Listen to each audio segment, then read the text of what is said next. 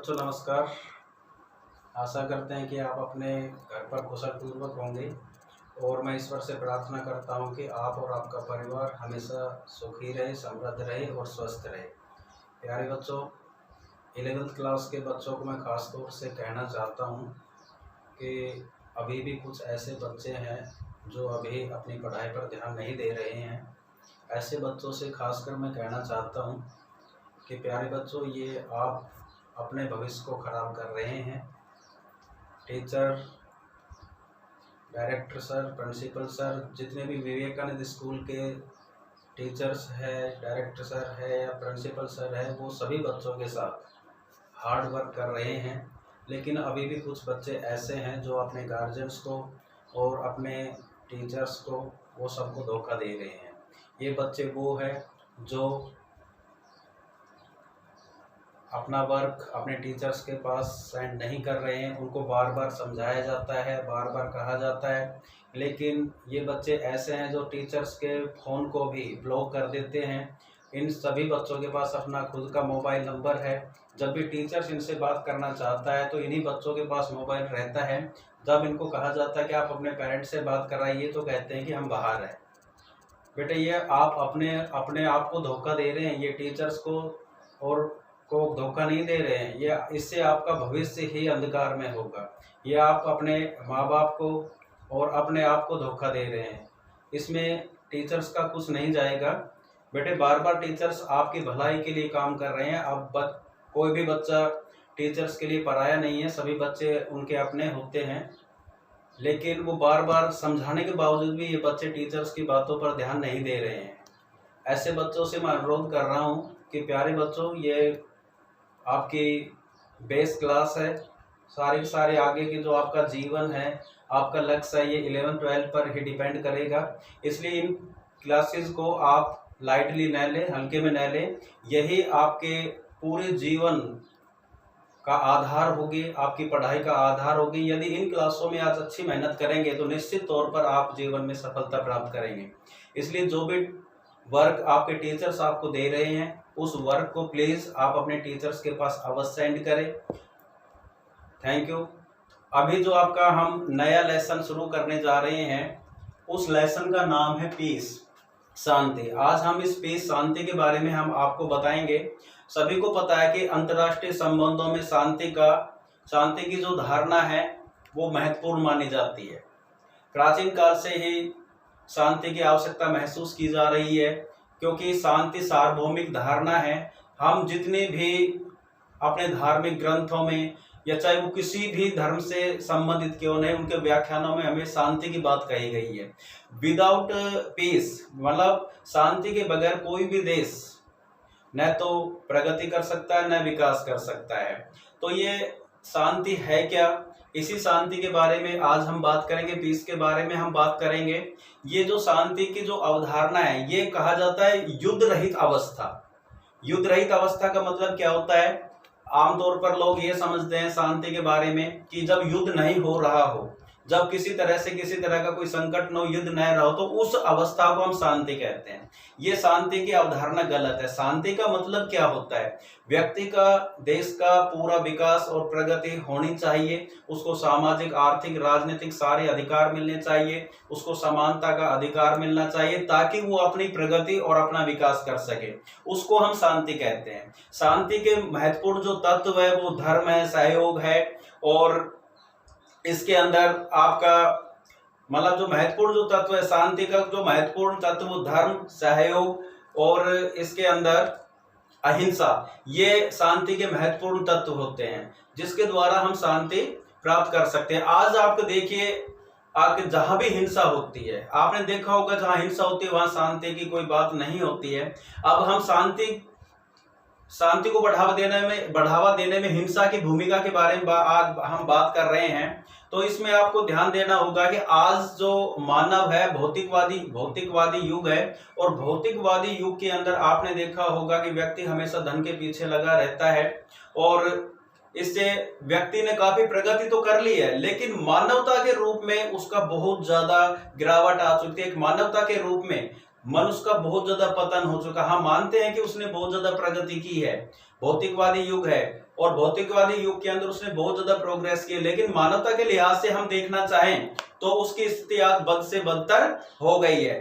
तो ये किस कारण से, आपने आज देखा होगा बढ़ता हुआ आतंकवाद, या फिर राजनीति का अपराधीकरण है, या फिर सांप्रदायिकता, फसाद, लड़ाई झगड़े, लूटपाट, ये आम बात हो गई है, जिससे हमारी प्रगति और प्रगति के जो अवसर है वो बहुत ज्यादा व्यर्थ हो गए हैं। तो इन परिस्थितियों में जैसे आतंकवाद बढ़ रहा है, राजनीतिक अपराधीकरण हो रहा है, सांप्रदायिक फसाद हो रहे हैं, लूटपाट हो रही है, इस माहौल में हम अपनी प्रगति और विकास नहीं कर सकते।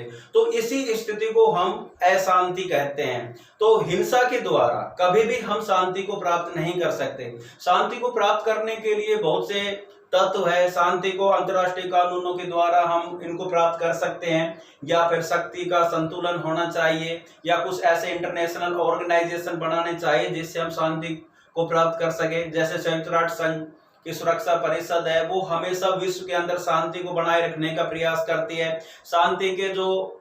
शांति के मार्ग में जो बाधा पहुंचाते हैं वो आतंकवाद है या सशस्त्रीकरण है, ये कुछ ऐसे, या युद्ध, ये ऐसे विकल्प है, ऐसी चीजें होती है जो शांति को बढ़ावा नहीं देते हैं। तो शांति को बढ़ावा देने के लिए बहुत महत्वपूर्ण जो चीजें हैं, आतंकवाद को रोकना चाहिए, निशस्त्रीकरण करना चाहिए, कि मानव को शारीरिक हानि पहुंचाने वाले ऐसे हथियार जो हमने आज बनाए, जिससे मानव जाति पूर्ण तरह से नष्ट हो सकती है, इन हथियार, परमाणु जो हथियार बनाए गए ये भी ये अशांति फैलाने के लिए। आज यदि बहुत से देश ऐसे हैं जो बड़े बड़े देश है, वो अपनी शक्ति को बढ़ाना चाहते हैं, उन्होंने परमाणु हथियार बनाए हुए जो विश्व के अंदर उन्होंने अशांति का माहौल पैदा कर दिया है। इसलिए जो छोटे छोटे देश है वो भी चाहते हैं, वो अपनी रक्षा करने के लिए, अब वो अपनी रक्षा करने के लिए वो क्या करते हैं कि वो इन देशों से बहुत अधिक मात्रा में हथियार खरीदते हैं ताकि वो अपनी सुरक्षा कर सके, अपने देश के अंदर शांति स्थापित कर सके। यदि उन्हें मद पर जो पैसा खर्च किया जा रहा है, हथियारों के ऊपर जो पैसा खर्च किया जा रहा है, उनको यदि शिक्षा में, स्वास्थ्य में आदि में यदि हम उनको लगाएं, सभी लोगों के प्रगति और अवसर की समानता हम दे, सभी लोगों को सारी सुविधाएं प्रदान करें, तो विश्व में आसानी से शांति स्थापित हो सकती है। तो आज हम यही चीजें आप पढ़ने जा रहे हैं कि शांति क्या है, पीस क्या है, शांति किसको कहा जाता है, शांति कौन सी स्थिति होती है, शांति को हम किस तरह से बढ़ावा दे सकते हैं, शांति के मार्ग में कौन कौन सी बाधाएं हैं, उन्हीं के बारे में आज हम पढ़ेंगे। तो देखिए, शांति जो लेसन है वो पीस है।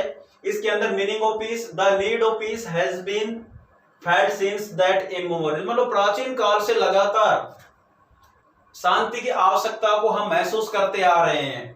तो पीस इज यूनिवर्सल फेनोमेनन, जो शांति होती है वो सार्वभौमिक धारणा है। It is a cherished value, इसकी जो मूल्य है वो बहुत ज्यादा है। It occupied A central place in the original teaching of almost all religion.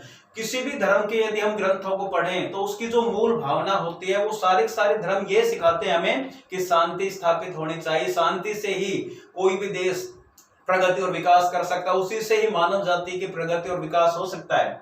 Piece is essential for progress and development. शांति के द्वारा ही हम क्या प्राप्त कर सकते हैं, प्रगति कर सकते हैं और विकास कर सकते हैं। Peace is often defined as the absence of war. अक्सर पीस को हम डिफाइन करते हैं कि युद्ध रहित अवस्था, एब्सेंस ऑफ वॉर, युद्ध रहित अवस्था को अक्सर हम पीस कहते हैं। But this is not correct, लेकिन ये बात सत्य नहीं है। वास्तव में युद्ध रहित अवस्था ही पीस नहीं होती है। वास्तव में पीस होती क्या है? Only wars are not a threat to peace. केवल हम युद्ध को ही शांति का थ्रेट नहीं मान सकते, कारण नहीं मान सकते कि शांति केवल युद्ध से ही संभव है, युद्ध के द्वारा ही अशांति स्थापित होती है, ऐसा नहीं है। शांति कब होती है? Peace is a situation, peace वो स्थिति होती है in which all people get equal opportunity. शांति वो स्थिति होती है जिसमें सभी लोगों को समान अवसर प्राप्त हो। किसके लिए? ऑफ डेवलपमेंट, विकास के। And there is no social, economic and political exploitation, मतलब ऐसा देश, ऐसा समाज जिसके अंदर किसी भी व्यक्ति का सामाजिक, आर्थिक और राजनीतिक शोषण न हो, सभी लोगों को अपना विकास और प्रोग्रेस करने के लिए समान अवसर प्राप्त हो, तो उस स्थिति को हम पीस कहते हैं।